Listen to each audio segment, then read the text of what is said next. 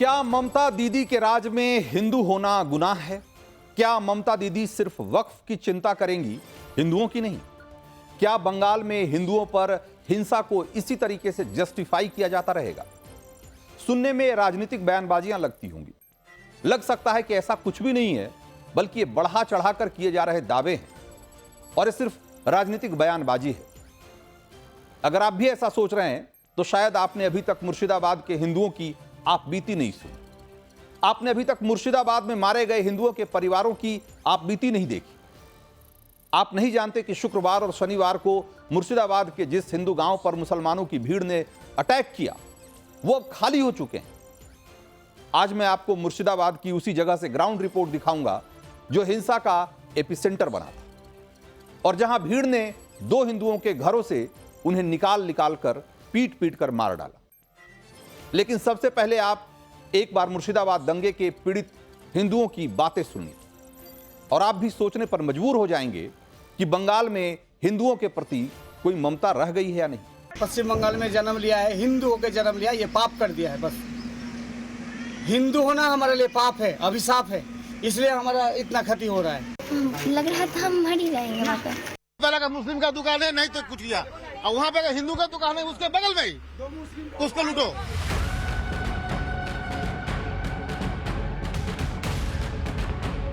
हिंदू होके पाप किए हैं या रहने नहीं देगा, पास करने नहीं देगा ये देश में? बताइए, छोटा छोटा बच्चा लोग को नहीं छोड़ रहा है।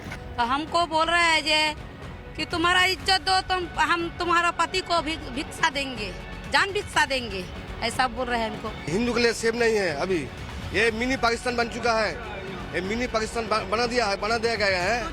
आदमी गिना नहीं जाएगा सर, इतना आदमी था गिना नहीं जाएगा। तो कहते हैं कि जिस पर बीतती है बस वही उस दर्द को महसूस कर पाता है।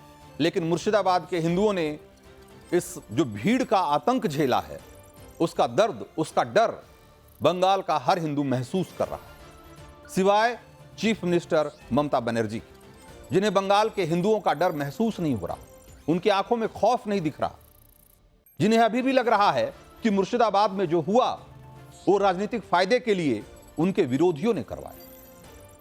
ममता बनर्जी की जुबान से मुर्शिदाबाद के पीड़ित हिंदुओं के लिए एक शब्द नहीं निकल रहा।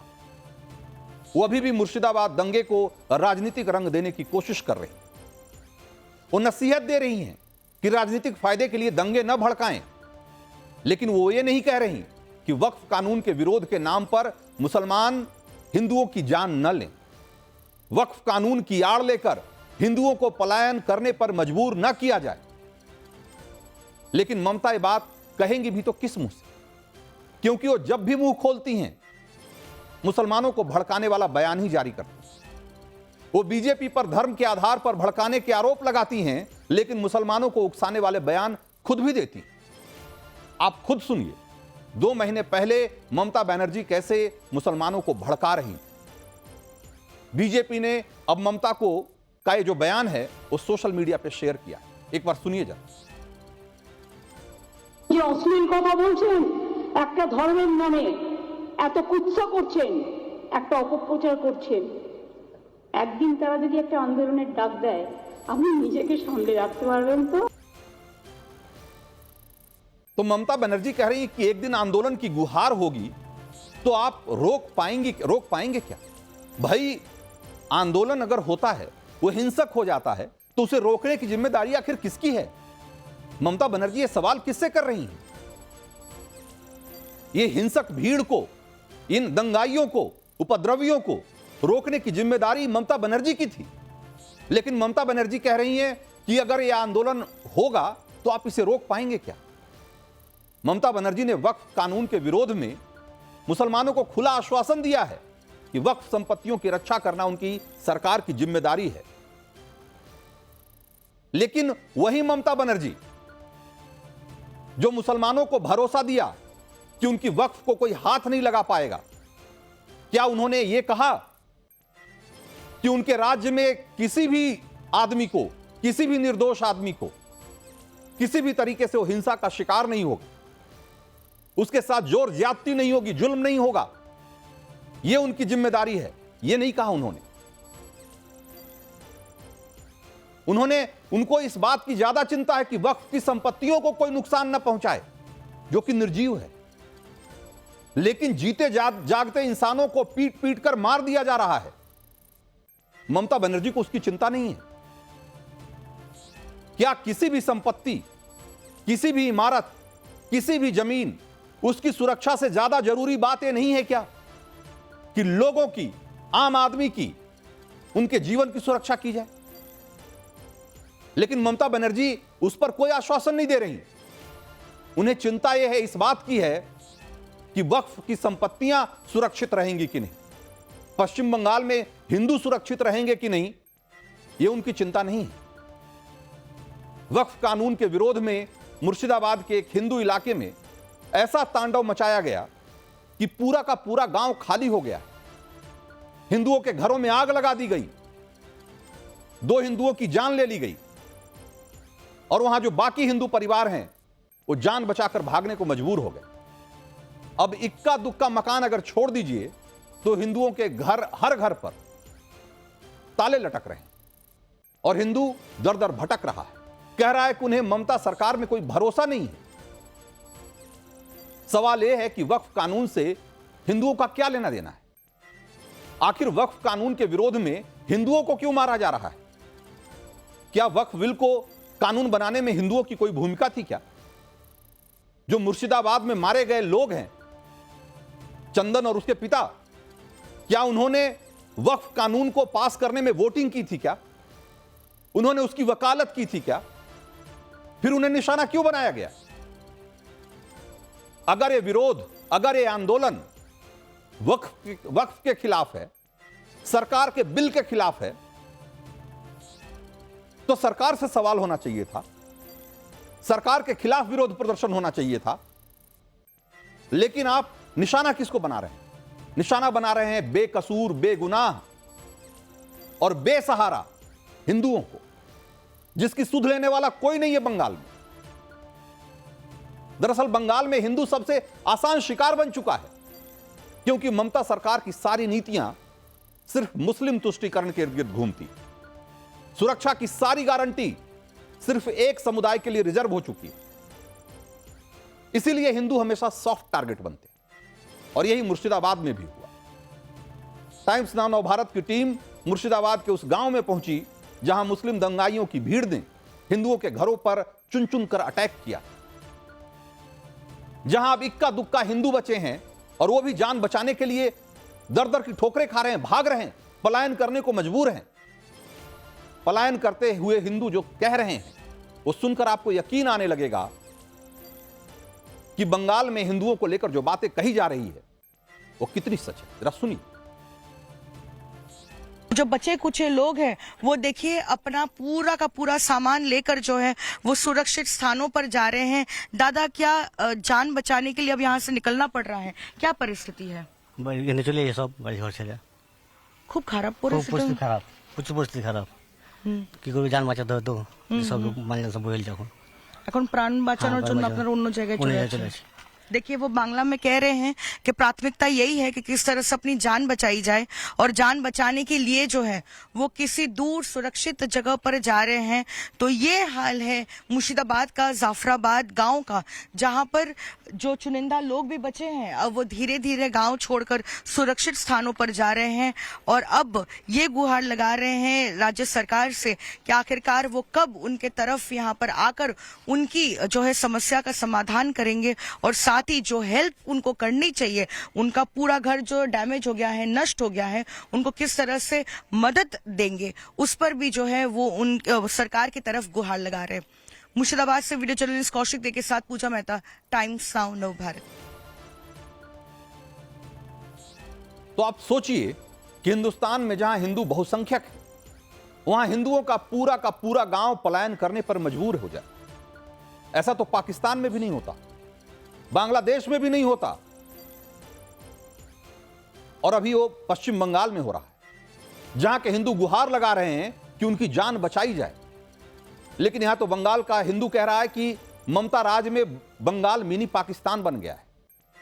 लेकिन जब सरकार मुस्लिम तुष्टीकरण की अपनी राजनीति को ही अपना राजधर्म बना ले, तो फिर बंगाल का हिंदू उम्मीद किससे करें?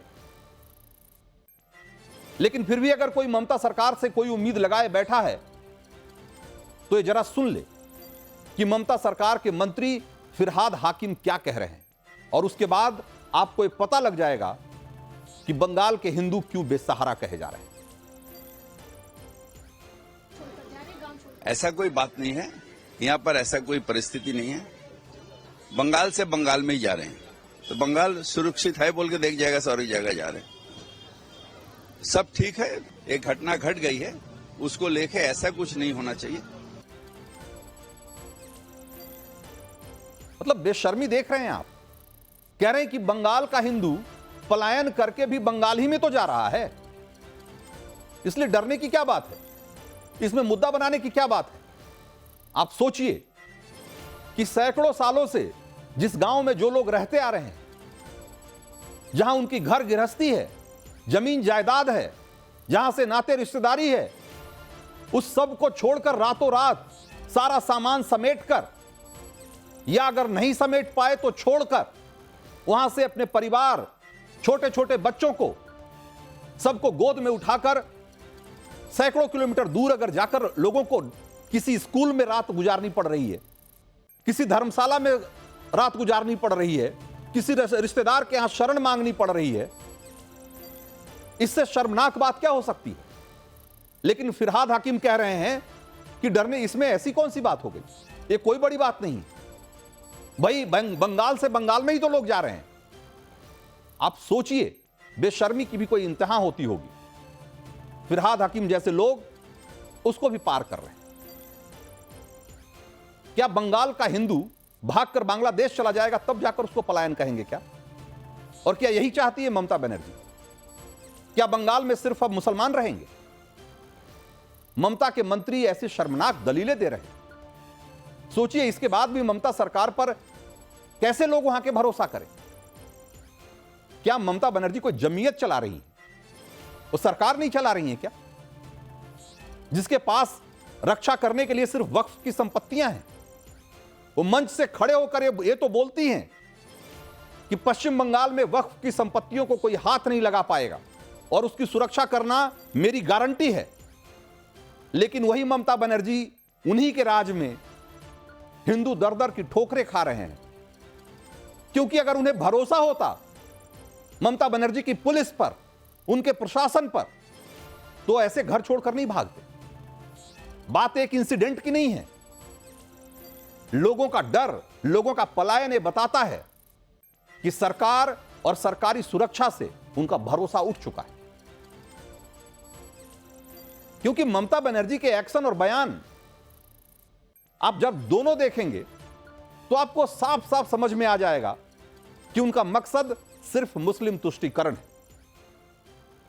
मुर्शिदाबाद में हिंदुओं के खिलाफ हुई हिंसा में वो मुसलमानों का साइड लेकर जैसे बैठी हुई, और जमीयत के मौलाना महमूद मदनी ये कह रहे हैं कि मुर्शिदाबाद दंगे के लिए मुसलमानों को कोई दोष नहीं दिया जा सकता।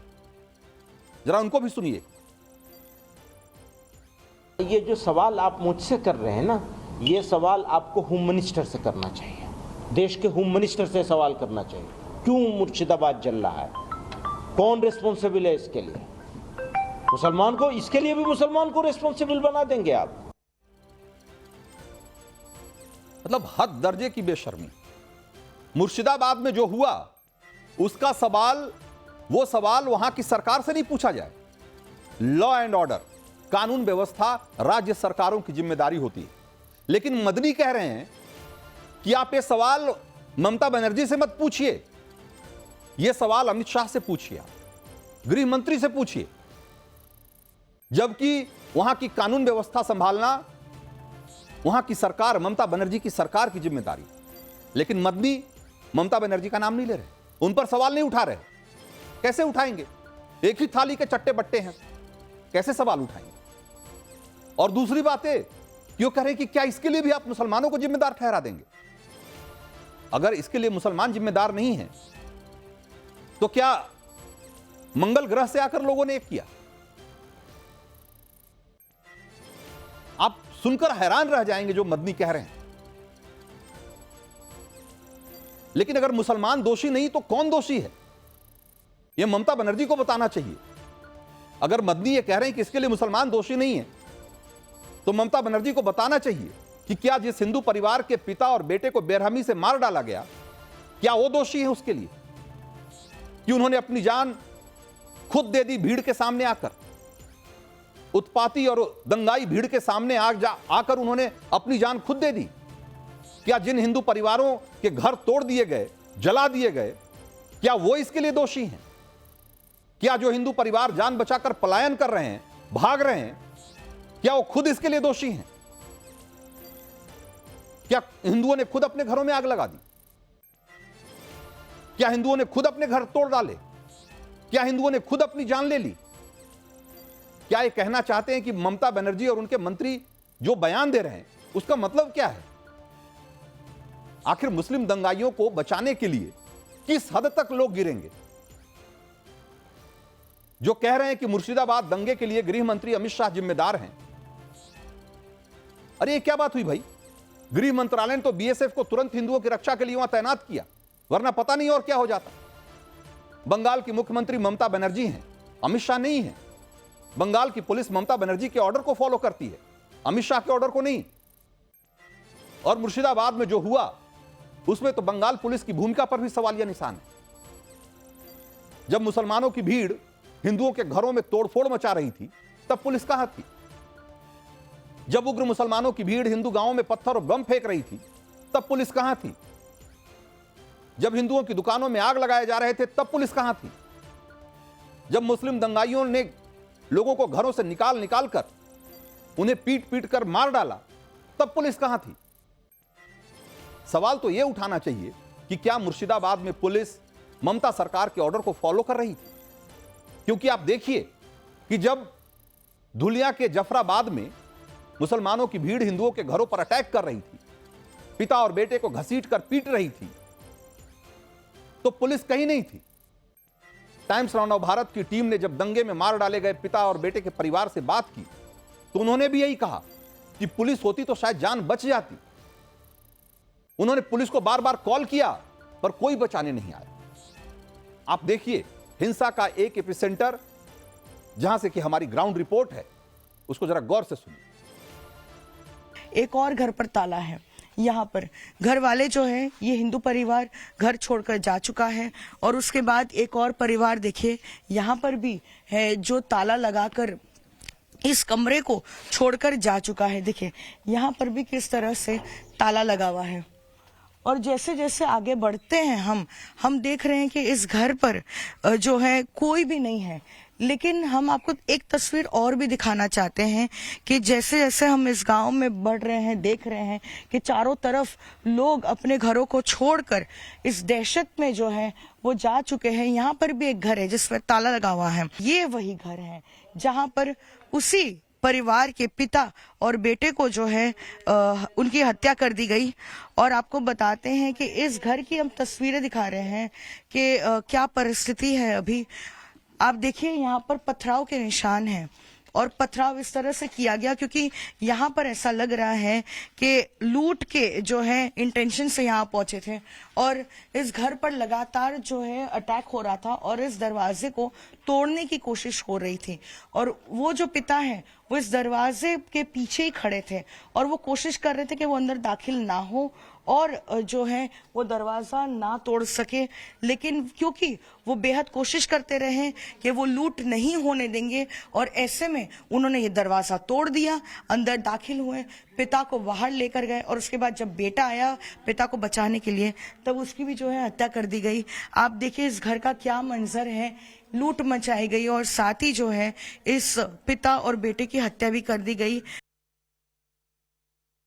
কি হবে তো ওরাই সব এলো, সব দুবার তিনবার চলে গেল, পুলিশ এলো তো এরকম এই ঘটনা ঘটতো না, পুলিশ তো এলো না।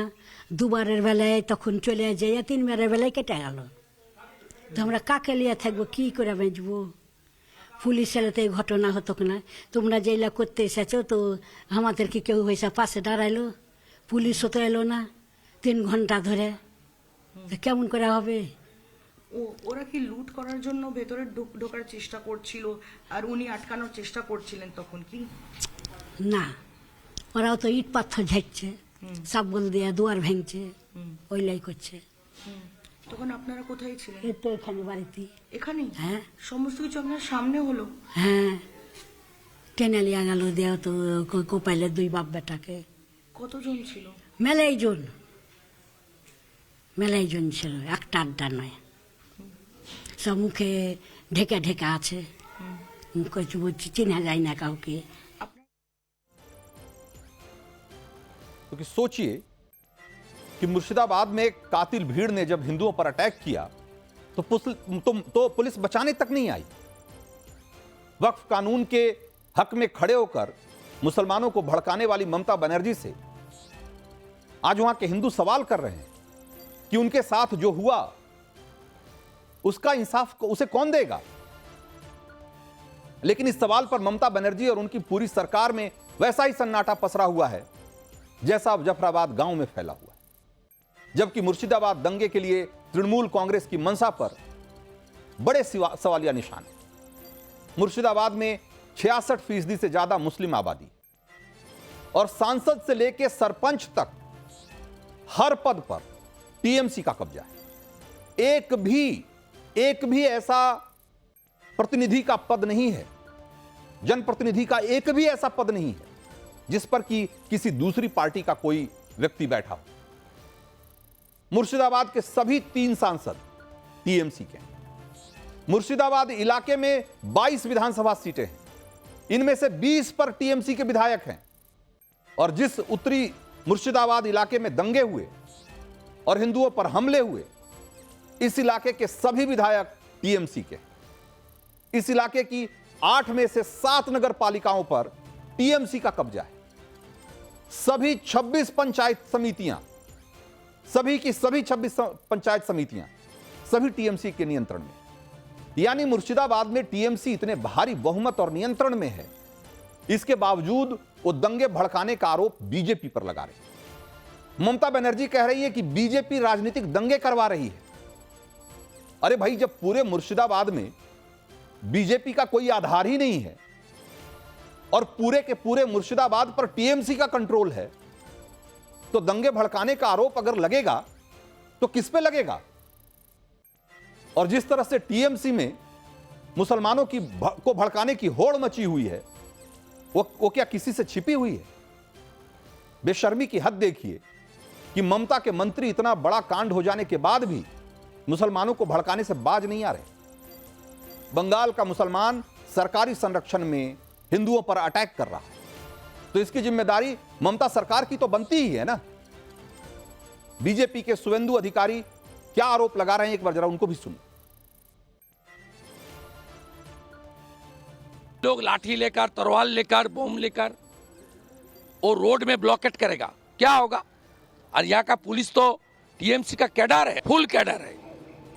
तो आरोप लग रहे हैं कि ममता बनर्जी मुस्लिम तुष्टीकरण के नेक्स्ट लेवल पर पहुंच चुकी और अब उन्हें इस बात से कोई फर्क नहीं पड़ रहा कि उनकी राजनीति की वजह से बंगाल का हिंदू खुद को कितना असुरक्षित महसूस कर रहा है, कितना डरा हुआ है। ममता बनर्जी का पूरा फोकस इस बात पर है कि वक्फ कानून के नाम पर कैसे मुस्लिम वोट बटोरा जाए। आज पीएम मोदी ने इसी पॉलिटिक्स पर जबरदस्त हमला बोला। वक्फ कानून के खिलाफ मुसलमानों को भड़काने वाली पार्टियों की पूरी पॉलिटिक्स का मोदी ने कैसे पर्दाफाश किया, एक बार जरा वो भी सुनिए। वक्फ के नाम पर लाखों हेक्टेयर जमीन पूरे देश में है। इस जमीन, इस प्रॉपर्टी से गरीब का, बेसहारा महिलाओं बच्चों का भला होना चाहिए था। और आज ईमानदारी से उसका उपयोग हुआ होता तो मेरे मुसलमान नौजवानों को साइकिल के पंक्चर बना करके जिंदगी नहीं गुजारनी पड़ती। लेकिन इससे मुट्ठी भर भू माफिया का कोई भला हुआ। वक्फ कानून में बदलाव के बाद अब ये गरीबों से जो लूटा जा रहा है वो बंद होने वाला है।